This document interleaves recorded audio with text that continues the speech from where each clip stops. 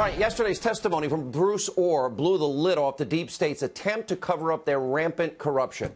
Now, thanks to Mr. Ohr, Greg Jarrett's stellar reporting, and other important deep state investigations, we now can tell you the following. First, in 2016, ex-foreign spy Christopher Steele was being paid by both the Clinton campaign as op research for Fusion GPS with funneled money through a law firm, and he was being paid by the FBI. In fact, Steele was paid 11 times by your FBI in the lead up to the 2016 election. In other words, the Clinton campaign, the DNC, Christopher Steele, the FBI were all working on one team. Now we also know that Steele was fired by the FBI in November of 2016 for lying and leaking to the press. Third, we know the FBI then broke its own rules, their own protocol, and continued collecting evidence from Steele using the fourth highest ranking member of the Justice Department, Bruce Ohr, as a back channel. And four, we know Bruce Ohr had been in close contact with Christopher Steele, and Bruce Ohr's wife, Nellie, she worked with Steele on the dirty Russian dossier that Hillary and company were paying for. The Ohrs were literally making money producing the anti-Trump dossier, all while passing its contents onto the FBI, even after, of course, Christopher Steele was fired. And, of course, officially disclosing their blatant conflicts of interest, well, only to the FBI, but not where he worked at the Department of Justice. Fifth, Bruce Ohr and the FBI knew that the contents of this dossier were unverified. And by the way, based on my sources, they even said Bruce Ohr admitted it could be never used in a court of law, but it was used for FISA warrants. They also knew Christopher Steele was hell-bent, as we pointed out last night, on taking President Trump, candidate Trump, down. And Bruce Ohr even documented that Steele was, quote, desperate that Donald Trump not get elected, was passionate about him not being president. And sixth, despite Steele's obvious bias and his lies in his dossier that was bought and paid for by Clinton, the DNC, and the FBI, well, the FBI still used the information as the basis for its Trump-Russia collusion investigation, and they used it to commit a fraud on the FISA courts in their applications, not one time, but 4 times, and they never disclosed the true nature of the evidence to federal judges and who paid for it. They lied to these judges. It is a crime to commit a fraud against a court and lie to a judge. It's the kind of abuse of power corruption, frankly, that goes on in banana republics. This is not supposed to happen ever in our constitutional republic in the United States of America. And believe it or not, Bruce Ohr, although twice demoted, he's still working for the DOJ. Jeff Sessions, you're in charge. Where are you? And today the president tweeted this out, quote, how the hell is Bruce Ohr still employed at the Justice Department? Disgraceful witch hunt. He's right. Now, Congressman Jordan of Ohio also weighed in earlier tonight. Let's take a look. Why did Glenn Simpson and Christopher Steele pick Bruce Ohr in the first place? Why'd they select his wife to come work for Fusion? They had a direct access. Chris Steele had direct access to the FBI. He was handing them parts of the dossier. Why did they also want to run it through Bruce Ohr at the Justice Department? Good question. It seems to me to create weight and credibility behind a document that was completely false. If you can now go tell the press and tell other people, oh, a senior Department of Justice official is also talking about the dossier and also passing it on to the FBI, it gives it weight when, in fact, it was completely a uncredible, unverified document and a bunch of garbage. Yeah. There are some people in Washington that get it. Now, of course, the Ohr-Steele texts, they now make perfect sense. Remember, Christopher Steele often expressed concern to Bruce Ohr. He didn't want to be exposed. He was hoping those firewalls held. Now we know it. And by the way, it should rock every single American. Forget your politics to their core. And meanwhile, Robert Mueller, he couldn't care less about the real corruption and collusion that we just showed you. And by the way, Bruce Ohr and Christopher Steele were trying to funnel what he knew were lies to Robert Mueller. Instead, they're focused now on, let's see, taxi cab medallions, loan applications, tax returns from years gone by, and lying to investigators. And we have an update on that. It's just pathetic. And tonight, John Solomon out with a breaking news report. It raises serious concerns about one facet of Mueller's witch hunt. And according to Solomon, who will join us, Mueller's case against one-time Trump campaign aide George Papadopoulos is probably completely bogus. The special counsel has been claiming they want this kid to spend 6 months in jail. saying Papadopoulos lied about the sinister details surrounding a meeting with a European professor that he knew. They claim Papadopoulos was looking for information on Hillary's hacked emails. But according to Solomon's report, well, the professor that they reached out to that also wrote them and confirmed what he said to the FBI, said, quote, repeatedly insisted that his contacts with George Papadopoulos were innocuous. And Solomon writes, quote, he went out of his way to tell the FBI there was no talk of sinister cybersecurity intentions such as a plot to hack Hillary Clinton's emails. As we have previously reported, Papadopoulos is considering withdrawing his guilty plea. We did reach out to Papadopoulos, the FBI, the special counsel, and of course we don't get comments, although I think George Papadopoulos' wife is right. Solomon will have a full report, a damning new report tonight. All right, but first, we're 69 days away from what I'm telling you is the most important midterm election in our lifetime. Look at the side of your screen. We have long warned you what the Democrats will do if they regain power.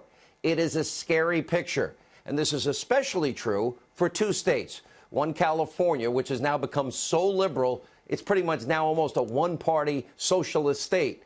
And former San Francisco Mayor Gavin Newsom, who wants to be president one day, looks so poised to become the next governor. This is a disaster for the people of California that pay a state income tax of 13.5%. Now, if Newsom wins, voters are going to get a supersized helping of radical left-wing agenda, including, of course, Medicare for all. And under Gavin Newsom's statewide single-payer health care system, the state, they're not only going to cover the citizens of California, no, they're going to cover all of the state's nearly 3 million illegal immigrants. A lot of people's health care to pay for free. Take a look. Plan to get single-payer passed. It needs to be pulled into the governor's office. The executive needs to lead it. Obamacare would not have happened. It was just exclusively a legislative fiat. That said, Nancy Pelosi did a magical job of organizing it, but it required the concerted contributions of the President of the United States. I'm not naive about it. I did universal health care when I was mayor, fully implemented, regardless of pre-existing condition, ability to pay, and regardless of your immigration status. San Francisco is the only universal health care plan for all undocumented residents in America. I'm very proud of that. And we proved it can be done without bankrupting the city. I'd like to see that we can by extend some estimates, that radical plan, it could cost taxpayers, get this, over $400 billion, including tens of millions of dollars for the sanctuary state's massive influx of illegal immigrants. It means, on average, each Californian would be on the hook for at least $10,000 in new taxes each year, and that's assuming the 13.5% income tax stays where it is. And meanwhile, in Florida, we now have a race between Republican Congressman Ron DeSantis, he'll join us in a few minutes, and the Democratic Tallahassee Mayor Andrew Gillum. Gillum, a far-left candidate, was endorsed by the socialist Bernie Sanders. He's ready and willing to implement his extreme agenda to every corner of the great state of Florida, the Sunshine State. Now, his platform includes abolishing ICE, supporting sanctuary cities, raising the minimum wage to $15 an hour, a steep corporate tax increase, maybe as high as 40%, universal health care for all, increased gun restrictions, increased funding for Planned Parenthood. If you live in Florida, take note. This man is ready to raise your taxes through the roof and literally restrict your Second Amendment rights, punish small and large businesses around every turn in pursuit of what is now the Democratic Party, this socialist mythical utopia. Now, sadly, moderate Democrats are a thing of the past. They were driven out a long time ago. Ask Joe Lieberman. This is now the party of Nancy Pelosi and Chucky Schumer and Maxine Waters and Bernie Sanders. It is a far-left, unapologetic socialist party. They want your crumbs back. They want open borders. And they want, most of all, to impeach the president and keep Obamacare.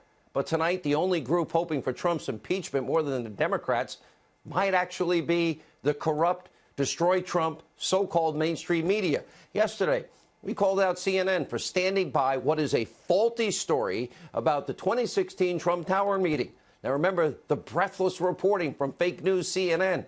It's all not true. Back in July. Take a look. We have a Cuomo primetime exclusive tonight, a claim that goes to the truth of what the president knew and when he knew about an event that is central to the special counsel's Russia investigation. Tonight, sources with knowledge tell myself and Carl that Michael Cohen claims that then-candidate Donald Trump knew in advance about the June 2016 meeting in Trump Tower in which Russians were expected to offer his campaign dirt on Hillary Clinton. It's very, very significant because the president has denied any foreknowledge of this event, and this meeting goes to the question of intent to collude. You've been saying for a year that we need to follow the money, follow the lies, and figure out this cover-up. So how did you do it in this case? Talk to us about how you got this reporting. Well, I talked to sources. All right, we now know that a source for that report, the main source, was Michael Cohen's attorney, our old friend Lanny Davis, who backpedaled and reversed his story, making all the reporting that you just saw fake news at its worst. And it's just the latest in what is a long list of shady anti-Trump reporting from CNN, the S-hole network, the Stormy network, the impeach network, the Russia network. And still, CNN, they just remain defiant, even taking a shot at the president on Twitter. Oh, so much for objectivity. Make no mistake, they try to lecture the president. CNN does not lie. Really? We report the news. We report it when people in power tell lies. CNN stands by our own reporting and our reporters. There may be many fools in this story, but Carl Bernstein is not one of them. Yeah, actually, he is. And CNN wonders why crowds of Americans have singled them out. CNN sucks. They say it, they chant it, they scream it, and the network still can't even admit when they get something wrong. And by the way, they think this about the network.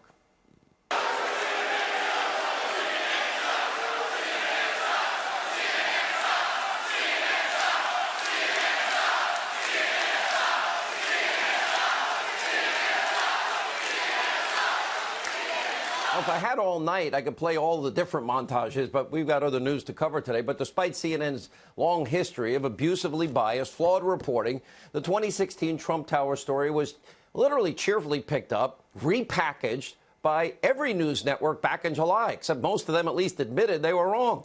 According to Newsbusters, while ABC, CBS, NBC, they spent 39 minutes hyping that CNN story. As of last night, they completely ignored the Lanny Davis reversal on air.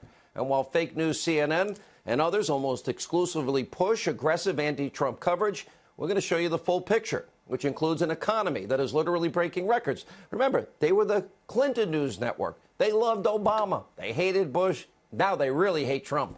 So today we learned that the second quarter GDP growth, which we were really happy about, well, it actually was revised upward to 4.2%. And we can now report that American job satisfaction is now ranking the highest it has been since 2005. Add to that yesterday's consumer confidence number, currently at an 18-year high. Plus more jobs than people that are on unemployment, a record-setting stock market, historic low levels of unemployment in 14 states, African Americans, Hispanic Americans, Asian Americans, women in the workplace, youth unemployment, 51-year low, and so much more. Thankfully, because the forgotten men and women in this country, they deserve it. The American economy is booming. That's what our upcoming elections in 69 days need to be about. That's what the media should be reporting. And the state of our country, by the way, is strong. And the president has literally changed things around. We're now heading in a much better direction.